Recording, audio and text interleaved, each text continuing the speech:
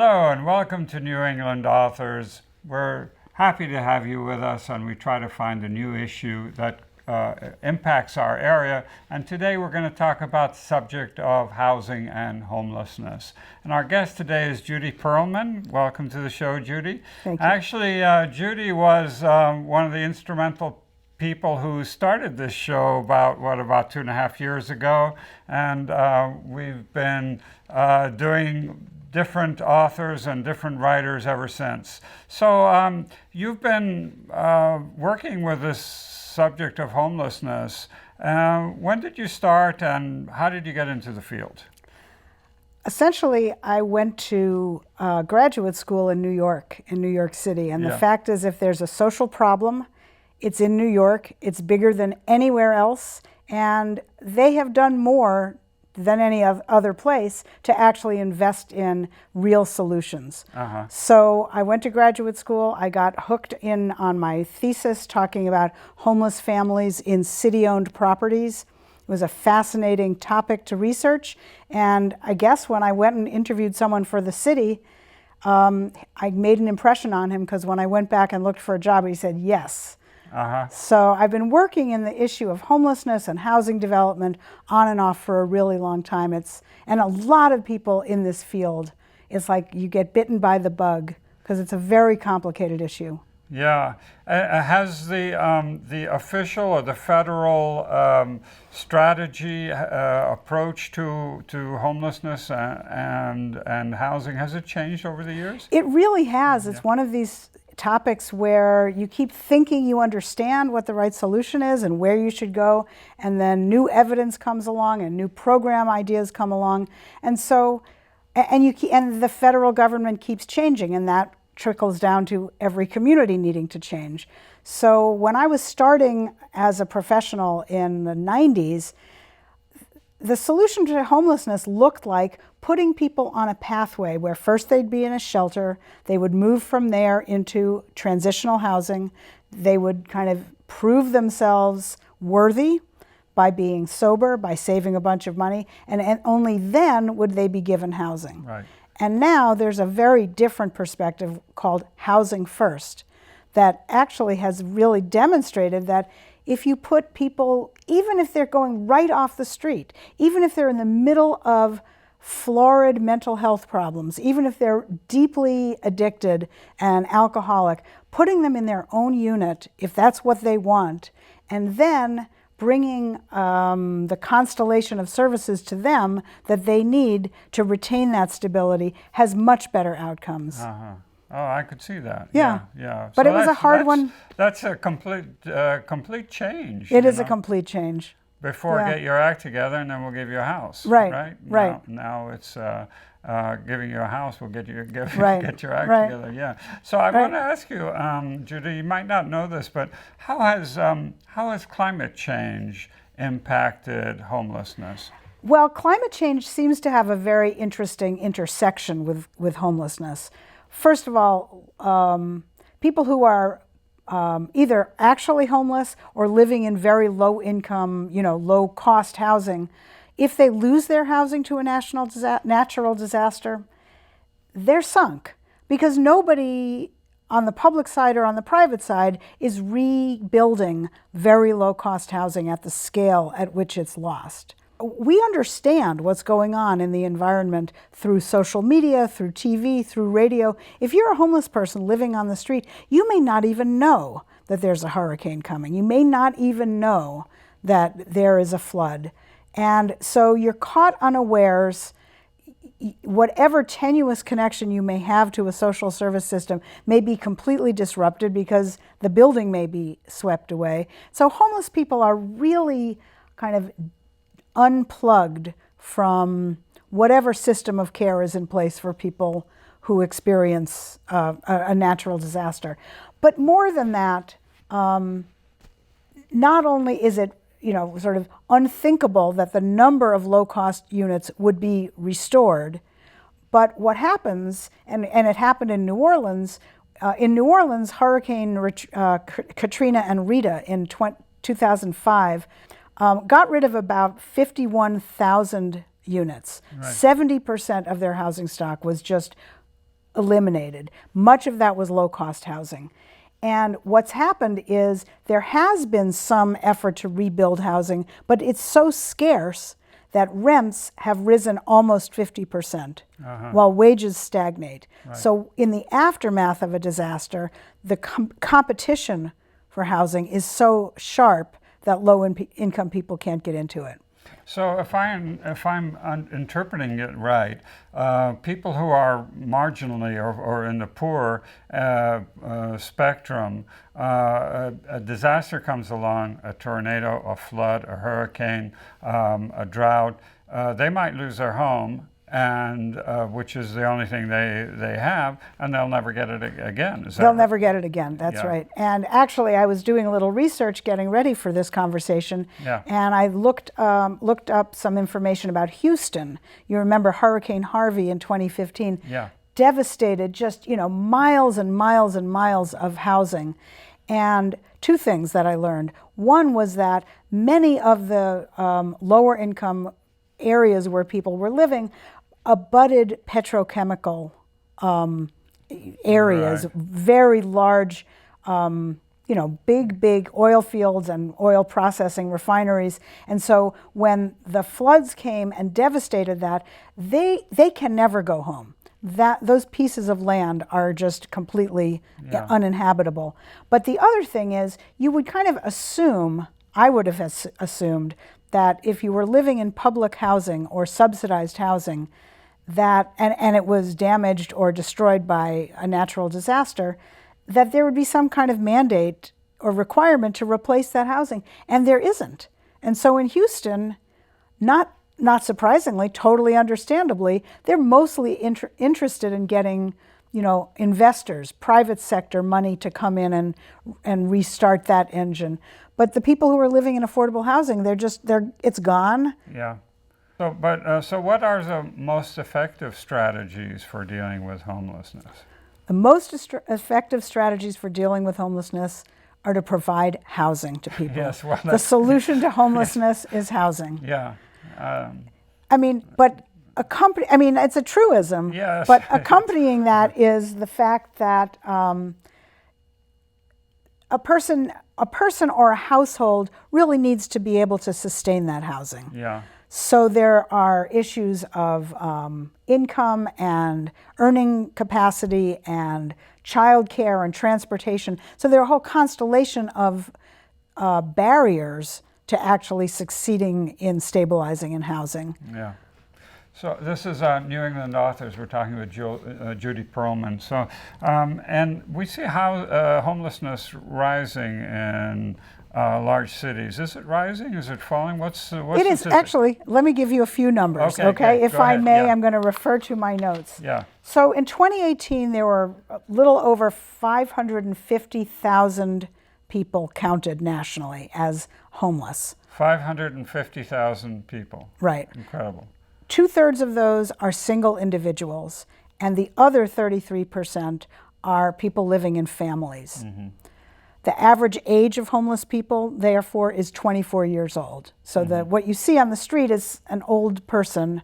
That's one end of the tale, but really youth and families are a very important segment of the population. This would be the 24 age would be skewed by children. Yes, exactly. Right. Yeah. Thank you. Yeah. Mm-hmm. The people who looked at this data estimated that over 1% of this homeless population had been housed and had lost their housing through a climate event, a hurricane, a flood, wildfires. Yeah. So it is a not huge number, but it's a sharply rising number. Yeah. One thing I can say, so homelessness has been falling for about a decade, but in the last years, it has ticked up very slightly, like less than 1%, less than 0.5%. Interestingly, that tick up is not even. It's largely on the West Coast. It's largely with single individuals. Mm-hmm. And the explanation appears to be much hotter housing markets. So much fiercer competition for scarce rental units. Yeah. So in these cities, you're talking about West Coast. I imagine you're talking about Los Angeles. Los Angeles. Yeah. And Seattle. I mean, the irony is these large cities that are booming, Phoenix, I mean, booming cities create red hot housing markets, which create so much pressure on the rental competition. Lower income people, people who have had an eviction. I mean, at that point, landlords and property owners are looking for reasons to knock people out. What about in New England? How does homelessness strike us here? Well, I want to roll back and just say one more thing. When you talked about the numbers going up or down, there's been very interesting variation within subgroups. There was a concerted effort to house homeless veterans, and that's been really successful. So going back to 2007 to 2017, there was a reduction of 38% in homeless veterans, that's good to which hear. is pretty impressive. Yeah. The VA, the Veterans Administration, and HUD, the Department of Housing and Urban Development, kind of created a joint program that had housing and support services, and so they were really very effective. So when you said, what is the solution? Part of the solution is going beyond just housing and finding out how else to stabilize households once they're housed. Is there a problem also, I wanted to ask you about New England, but is there also a problem with food? Absolutely. Yeah. Absolutely. Food insecurity goes along with housing instability. And just with when you do not have enough money, you are making choices. The same piece of data that this great report that I was reviewing said that 6.7 million households pay 50% or more of their income for their housing costs. So when that's what you're dealing with, you're making some pretty draconian choices about what to spend your money on. Yeah. And so now let's talk about New England, because I think what we see here is some of the big cities are doing pretty well with homelessness. They're doing things like concerted efforts on veteran homelessness.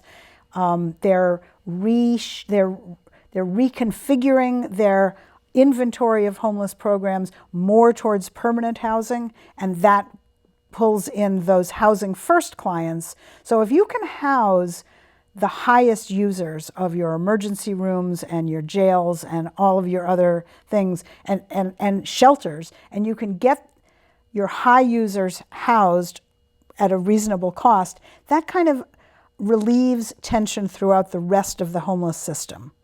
And you can start converting some of those shelters to more permanent housing. Yeah. But rural homelessness is a very, very serious problem, and we have that a lot in Maine and in New Hampshire.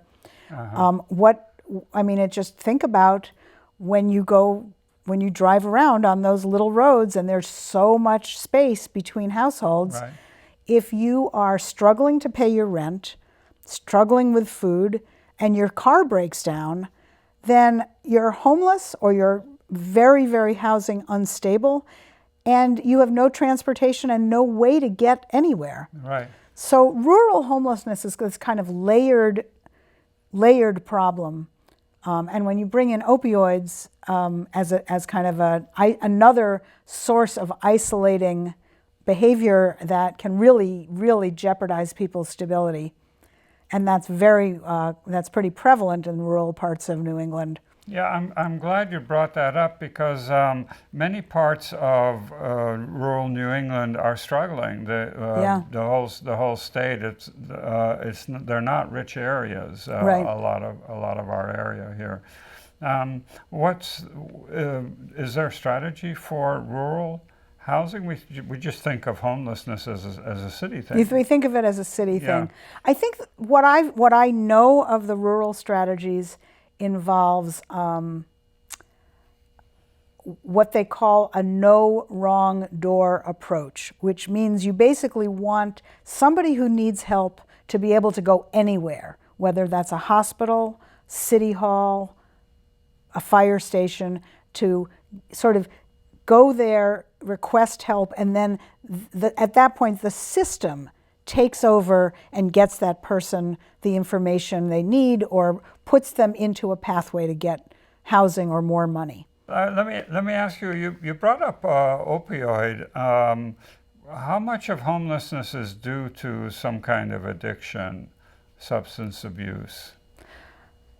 Well, I can't give you hard numbers. What I can tell you, both from my working in this field for 30 years and from sort of the literature, is that, first of all, a lot of substance abuse is actually tied to mental illness, and you can think of it as self-medicating. Right. So a lot of this has to do with people who either have mental illness or have had traumatizing experiences, struggling to do whatever they can to sort of get through the day.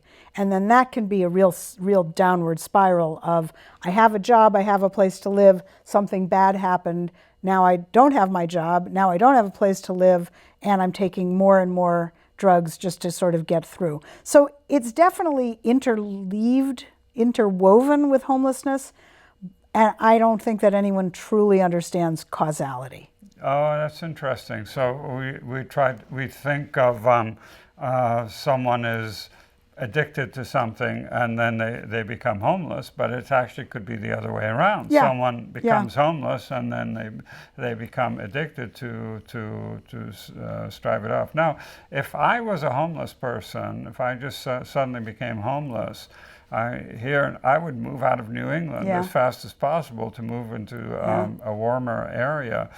Is that what you see happening? Is people moving to Phoenix and Los Angeles? I would say yes and no.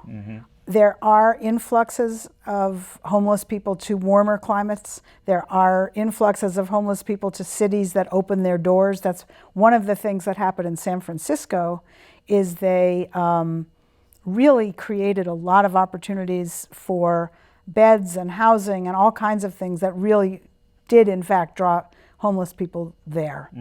By the same token, and I think this is very much a case with families, there's a notion of trying to keep people in the communities where they have lived, to provide continuity, to provide a context of family. And so I really grapple with that. When I worked in Greater Boston in a large organization, and we were trying so hard to find families housing, but they were not going to be able to afford it if and when they lost their time-limited subsidy. So we've heard that medical bills come up, and that creates a large part of homelessness. People go bankrupt and so on. And I actually knew somebody that happened to. Is that the case? As medical bills cause a lot of? I think we have to just go back and talk about very low-income people who have very few resources. If you think about that group of people, as opposed to, I don't know, one of my brothers with their families living in a house they own, a medical emergency, when you have a house and a car and an IRA and a 401k, is a crisis. But if you are a low-income person, you don't have those resources, or you've already exhausted them to try to stay housed. So a medical crisis absolutely can convert a fragilely housed person into a homeless person very easily. I think it's also the case that people who are middle class can get into a very, very difficult downward spiral, but in many cases they have ways to interrupt that. Yeah. So we've also heard that a lot of people can't, you're talking about people making the choice between food or drug, medicines or housing, and if they make the choice against the drugs that they need, the medicines they need, that could absolutely go downhill as well, yeah, right? Absolutely. I remember working with a family who, the mom was working so hard to get out of homelessness. She had a little boy with a very bad case of asthma, and she would work and work and work, and then he would have an asthma attack, and she worked at Oban Pan. And she didn't have resources, she didn't have benefits. So when he was sick, she didn't work, And so there's that also, that kind of, you can't really get out of it. Yeah. So I've seen you advise cities, right? I see you go off to Baltimore, Atlanta, and advise cities about homelessness and what we could do. How receptive now are city administrators and local governments? Well, sometimes they are not receptive in their hearts, but what they're dealing with is federal money that comes down with major requirements. And if they don't accede to the demands and requirements of the federal government, they get into even more pain. So they may not be thrilled to see us, but generally I would say, I don't know, my teams and I managed to get on the same side of the table with these people. Like, yeah, you definitely have some things. Yeah. Let's think about your strengths. Let's think about what you need to do to get through there. And I would say there's sort of two planes that I work on. One is really just capacity. Do you have the systems to process money? Do you have the systems to make sure that your nonprofit organizations are spending money on things that are legitimate and eligible? So there's sort of the oversight and just sort of the mechanical administrative part. Homelessness is also a matter of like public-private partnership as a locus for decision making and priority setting. And in recent years, that's the space I've been working in more. Whether or not the machine is working, I call it the machine, the sort of the processing of the paper and the money and the making sure the units pass inspection. I mean, in Chicago they call it the machine, but that's something different, right?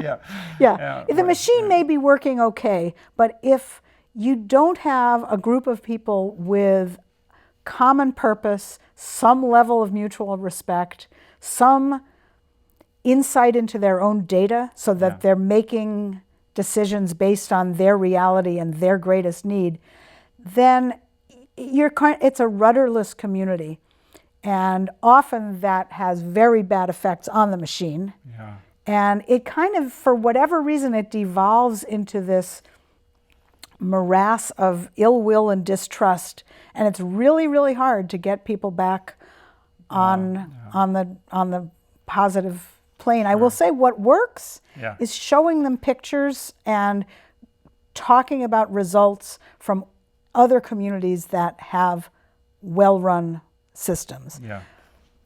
Someone in the back of the room is always going to throw up their hands and go, oh, we could never get there.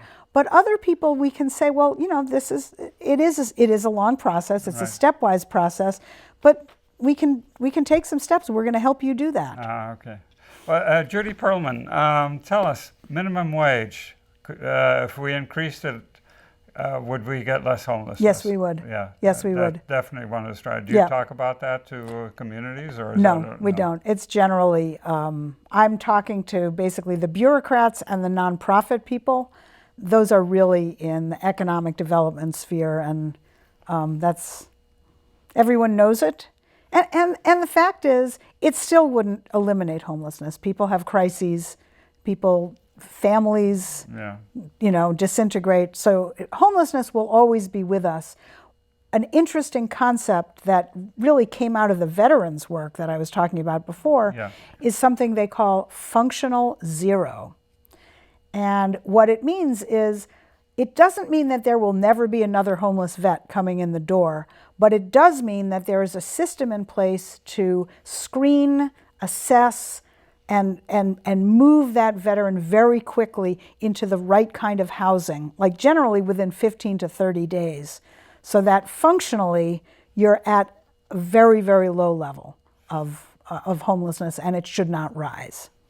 So tell us, we're getting close to the end of our time here. So tell us, what projects or initiatives related to homelessness and housing are you working on now? Well, one of the most exciting things that I did in the last couple of years was work in the St. Louis area with, I mentioned these public-private partnerships. They're called continuums of care. And it's a public-private partnership with the city folks from the city, often people from HUD and people from nonprofits. but they're generally kind of inward-looking systems. How do we help the people in our community move around within our community? A visionary guy in St. Louis said, hey, regional solutions are really making a difference in terms of transportation and some other issues in this broader St. Louis area. What if we explored doing a regional response to homelessness? And I was so thrilled to be part of a consulting team that helped them first explore opportunities and options, and then they decided to form something they called SLARCH. The St. Louis, isn't that a terrible act? SLARCH, the St. Louis Area Regional Commission on Homelessness. Yeah. And once they decided to do that, we then helped them get a bunch of data dashboards to help them really understand their community and their region, and therefore they could plan in a much more integrated way. And they have now, across this region, made the commitment to end veteran homelessness by Veterans Day 2019. So, and they're making real headway on that. So the idea of going up and then regional, I think, has great promise. Well, it's so good to have you on the show. This is Judy Perlman. We're talking about homelessness. This is New England Authors. We record here in Cambridge, Massachusetts, and broadcast through stations throughout the region. Thank you to the Curiosity Foundation. Remember, watch locally. Thank you.